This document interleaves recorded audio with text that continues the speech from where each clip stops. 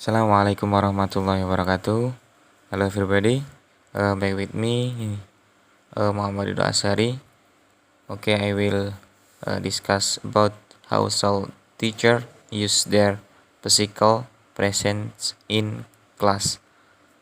All teacher, like all people, have their own physical characteristic and habits, and they will take this into the classroom with them.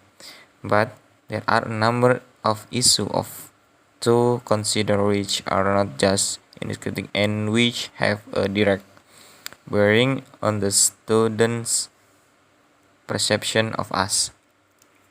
Baiklah, materi ini yaitu menjelaskan mengenai bagaimana cara seorang guru menempatkan dirinya di dalam kelas.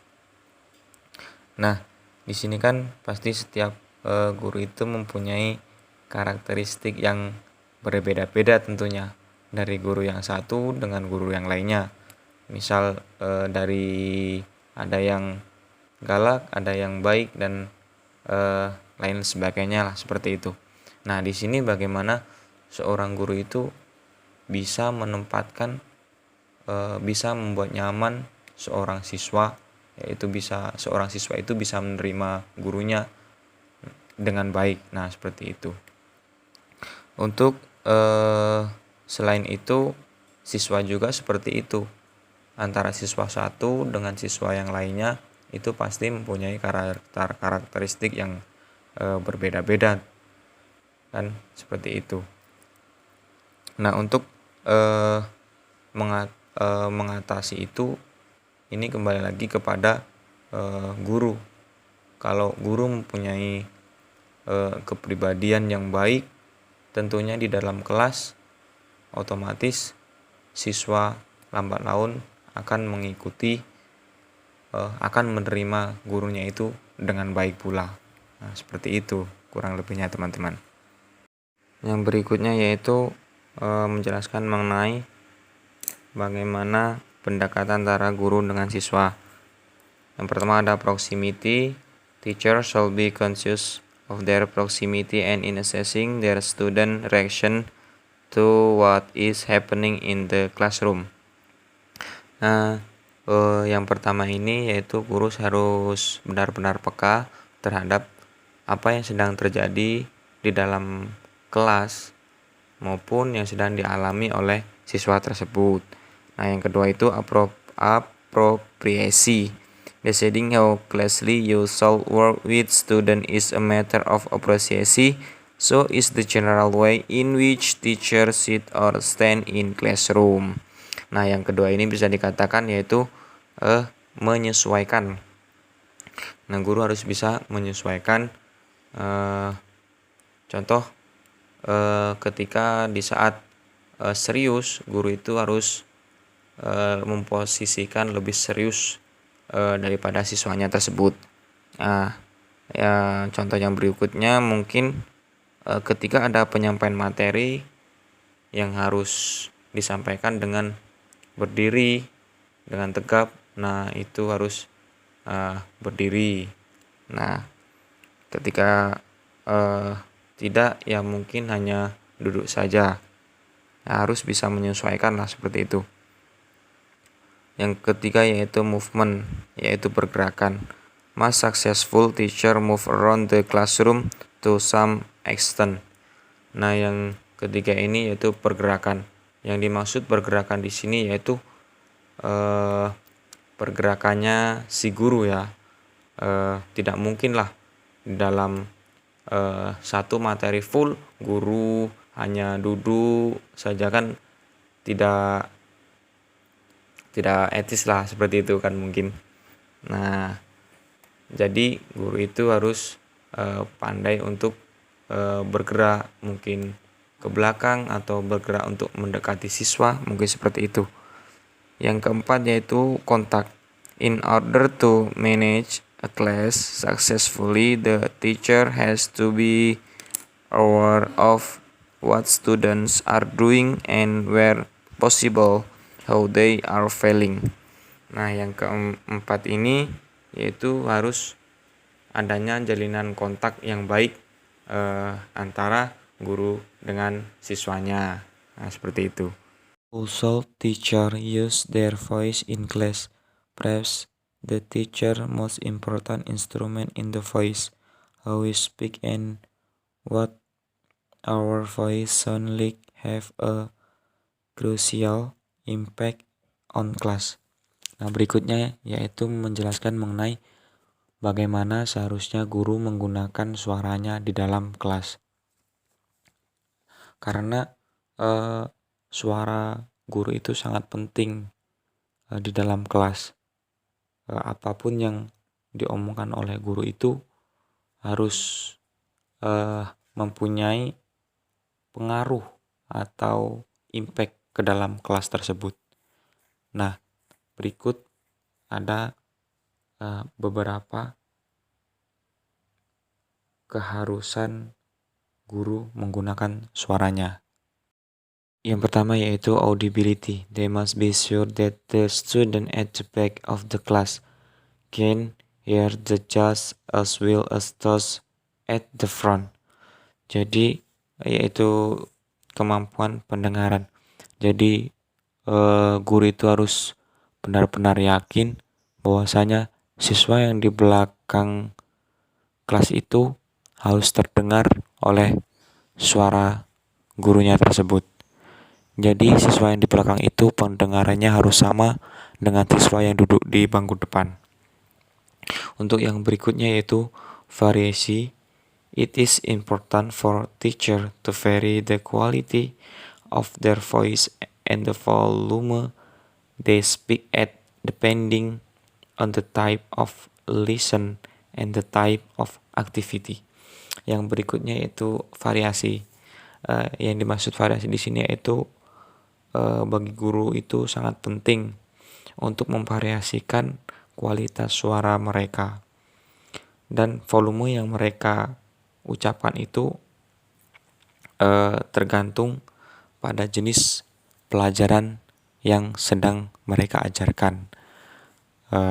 Seperti itu.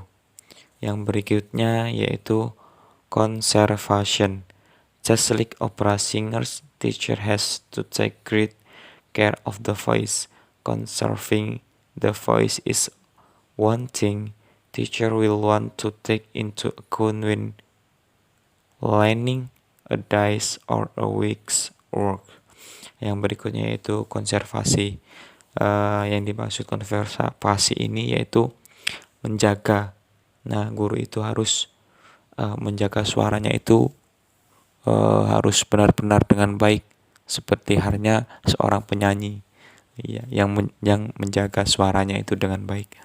Berikutnya yaitu how should teacher mark the stakes of a lesson, yaitu bagaimana seorang guru menandai tahapan-tahapan suatu pelajaran, yaitu when teacher arrive in the classroom, the teacher needs to start the lesson. Nah, yang pertama ini ketika guru masuk ke dalam kelas atau dalam suatu pelajaran, guru mengucapkan salam dan kemudian bisa menanyakan kabar murid-muridnya. Nah, seperti itu. Yang selanjutnya yaitu teacher do not always explain exactly what they are going to do. Nah, yang kedua ini guru menjelaskan tentang materi yang akan dipelajari, menjelaskan materi yang akan dipelajari saat ini. Kemudian when an activity has finished and or another and is about to start, it helps if teacher make this clear through the why, the behave, and the things they say. Frequently, teacher need to refocus the student attention. Nah, yang selanjutnya ketika guru sudah selesai menjelaskan, biasanya murid-murid itu sudah tidak karuan lagi. Maksudnya itu berbicara sendiri, ngobrol dengan temannya, atau ribut. Nah, disinilah seorang guru itu harus pandai, harus bisa mengalihkan perhatian murid-muridnya tersebut, sehingga murid-muridnya tersebut itu bisa kembali memperhatikan gurunya yang sedang menjelaskan pelajaran tadi.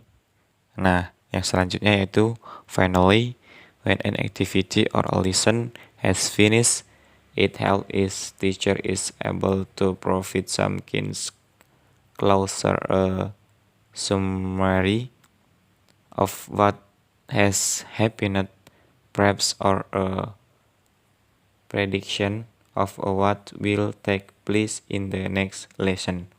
Nah, yang terakhir ini guru biasanya menyimpulkan materi yang telah dibahas tadi barusan, disimpulkan dengan sedemikian rupa. Nah, kemudian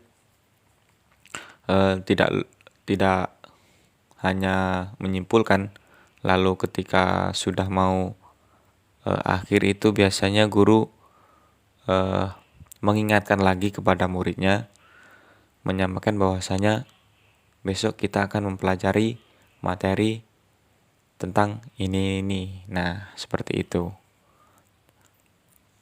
Mungkin ini yang bisa saya jelaskan. Berikutnya saya persilahkan kepada saudara Driauddin Al-Khoyat. Assalamualaikum warahmatullahi wabarakatuh. Okay dear, let's continue the materials with me, Driauddin Al-Khoyat. Now we will discuss about what's the best seating arrangements for a class. We are seeing a number of different approaches in the different arrangements of chairs and tables, and this raises a number question. Kita sudah banyak melihat di kelas-kelas bahwa penataan sebuah bangku, kursi, meja, sebagainya itu pasti berbeda-beda antara kelas 1 dengan kelas yang lainnya. Mungkin pada awal kita masuk memang sama, penataannya sama seperti itu, namun lama-kelamaan jika sudah merasa jenuh dengan tatanan seperti itu, kita sebagai guru pendidik harus merubah tatanan meja dan bangku tersebut. Seperti yang kalian lihat pada gambar di samping ini, ada yang namanya spirit table, solo walk, circle, orderly row, then horseshoe atau letter U. Nah, there is number 1 is orderly rows. You can see the models from this picture. Nah, jika modelnya seperti ini seperti tatanan dasar saat kita dulu masuk ke sekolahan atau masuk ke kuliah kan juga begini, seperti ini ya tatanannya. Nah, saat seperti ini, kalau semisal bangku depan dan bangku belakangnya itu sambung, tidak ada sela, tentunya ketika salah satu, misal murid yang di pojok ingin mengajukan pertanyaan dan itu kan tidak kelihatan. Nah, kelemahannya seperti itu. Kalau guru mau menyamperi, mau menghampiri seorang murid, dia harus berjalan. Jika tidak ada sela antara depan dan belakangnya, jika si guru itu, si pendidik harus kembali ke depan lagi, mencari jalan untuk menghampiri muridnya yang di seberang lain. Namun ini juga memiliki kelebihan tersendiri, seperti yang sudah kita rasakan sebelumnya. Kelebihannya semisal jika salah satu murid ingin menyimpan kepribadiannya sendiri untuk dirinya sendiri, tidak untuk dibagi-bagi, so lebih menjurus ke individualism. And number 2, there is circles. Nah, ini modelnya seperti lingkaran, sering kita temukan ya. Misal kalau rapat atau apa, sukanya kan duduk melingkar biar terlihat semua wajah-wajahnya, tidak ada yang tertutupi. Nah, ketika seperti ini, guru bisa mengamati satu persatu dari peserta didiknya. Namun, ketika peserta didik merasa kurang cocok dengan teman yang di sampingnya, maka dia harus beradaptasi lagi. Misal kalau teman karibnya berada di jauh, maka dia harus beradaptasi lagi dengan teman-teman yang di sebelah kanan atau kirinya. Cuma itu, apakah kepribadiannya sendiri bisa cocok dengan teman yang ada di sampingnya. Nah, di circles ini nanti juga akan menuntut sosial dari masing-masing individu. And the number 3, there is horseshoes, atau biasa sering kita kenal dengan nama letter U. Nah, macamnya, model datanya seperti yang ada di gambar tersebut, membentuk huruf U. Nah, kalau modelnya seperti ini, seorang pengajar bisa melihat semua gerak-gerik dari peserta didiknya, dan fokus dari peserta didik hanya tertuju pada satu titik, yaitu di depan. Seperti yang kalian lihat, mereka akan melihat kepada guru dan papan yang ada di belakangnya. Cuma itu fokusnya. Berbeda kalau yang circles tadi, kadang masih ada juga peserta didik yang dibelakangi karena duduknya kan melingkari atau mengitari gurunya tersebut kan. Guru berada di tengah-tengah sebagai mentor atau fasilitatornya. And the last, there is parade tables. Kalau melihat susunan ini, kita jadi teringat pada kartun Upin dan Ipin. Nah, di Taman Tatika Mesra itu kan susunannya seperti ini. Jadi satu bangku besar berisi 4 tempat duduk, 5 atau 6. Jadi berkelompok. Nah, ini nanti kalau kelebihannya, mereka si peserta didik akan saling bekerja sama dengan teman sebangkunya satu kelompok. Semisal 5 orang bekerja sama 5 orang tersebut. Namun ketika ada ketidakcocokan, itu juga menjadi masalah. Misal biasa teman yang dekat dengan seorang peserta didik berada di bangku yang berbeda. Nah, kalau ada apa-apa ya harus beradaptasi dengan teman satu kelompoknya tersebut. Okay, next materials, it is what different student groupings can teacher use. Jadi pengelompokan macam apa saja yang bisa digunakan oleh seorang guru. Whatever the seating arrangements in a class, students can be organized in different ways. They can work as a whole class, in groups, in pairs, or individual. Jadi dalam hal ini kita mengabaikan susunan tempat duduk yang tadi, yang sudah saya jelaskan tadi.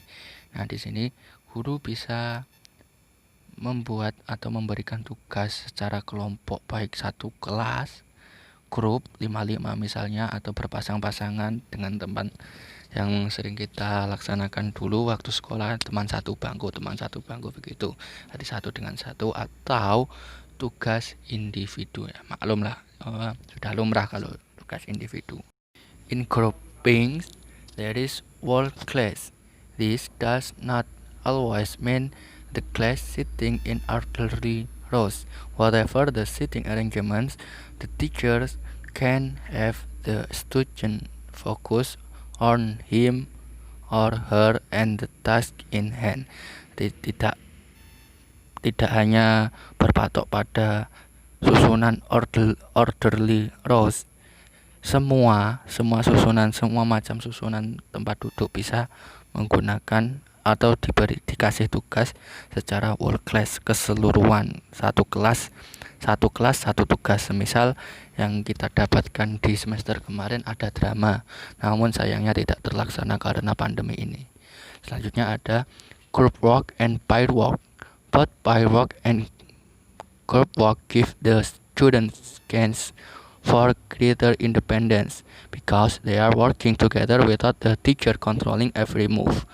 Nah, kalau sudah di grup atau dikelompokkan, dipasangkan, ini akan membuat masing-masing individu dari si murid bekerja semaksimal mungkin, menampakkan diri sebagai yang terbaik di antara kelompoknya. Nah, ini karena tidak ada pantauan dari guru, dia mau bekerja seperti apa, salah satu anggota dari kelompok tersebut pasti akan lebih menonjol guna mengorganisir kelompoknya tersebut untuk mengerjakan tugas yang diberikan. And then solo work atau biasa kita kenal dengan tugas individu. This can have many advantages.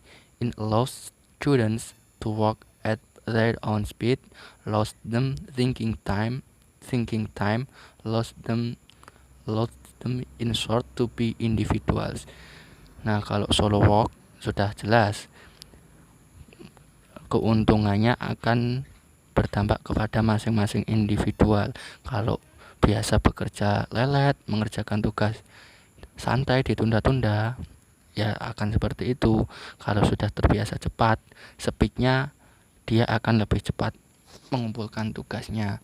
Waktunya bebas. Berbeda kalau dengan grup atau whole class tadi, seluruh kelas, mau tidak mau satu sama lain harus bisa mengejar atau mengimbangi kecepatan masing-masing individu dalam mengerjakan tugas. Kan tidak bisa ya kalau grup satu sudah selesai melaksanakan tugasnya, namun yang lain masih menunggu.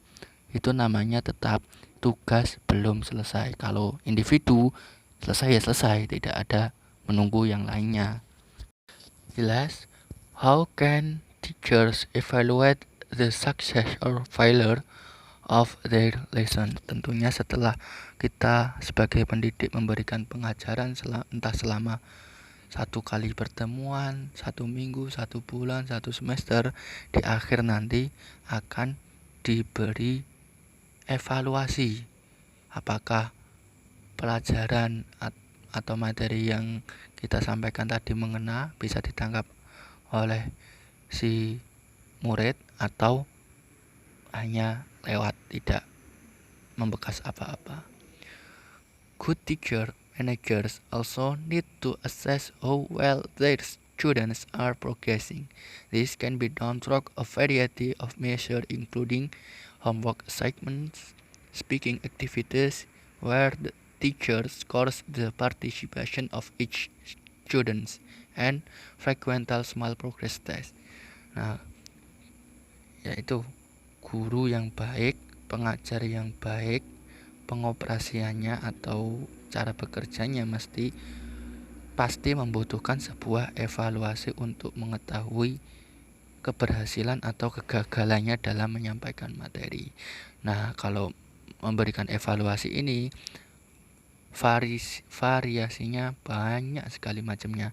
Semisal untuk diberi tugas PR untuk mengerjakan ini setelah diberi materi ini pada hari ini, atau tugas mingguan. Kalau biasanya sih ada yang namanya post test atau pre-test dan post test dalam setiap pertemuan. Dan juga salah satu contohnya lagi itu ada speaking atau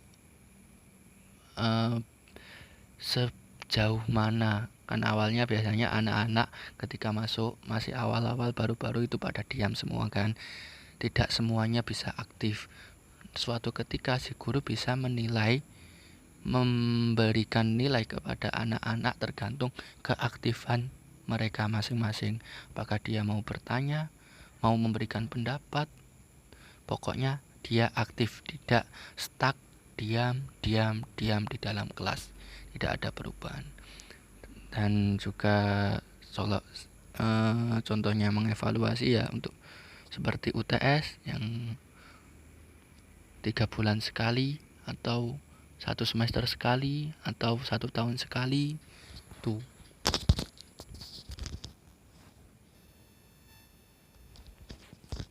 Oke, mungkin cukup sekian presentasi dari kelompok kami.